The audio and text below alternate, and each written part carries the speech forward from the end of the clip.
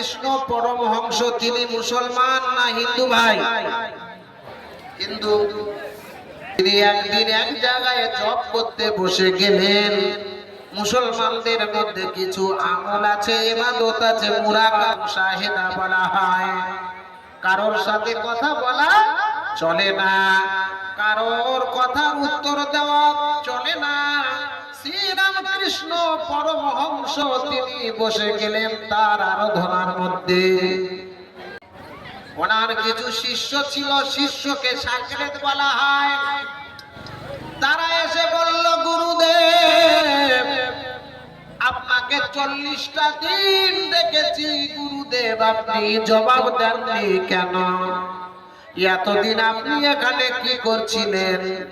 বলে, আমি জপ করছিলাম, আমি আরাধনা করছিলাম। তো এই আরাধনার মধ্যে আপনি কি পেলেন? বলছে, নিরাধনা আলোচ্য নম বিশ্ব। আমি এই ধ্যানের মধ্যে একটা আলো দেখতে পেয়েছি, যে আলোটা গোটা বিশ্বকে আলোকিত করে আছে।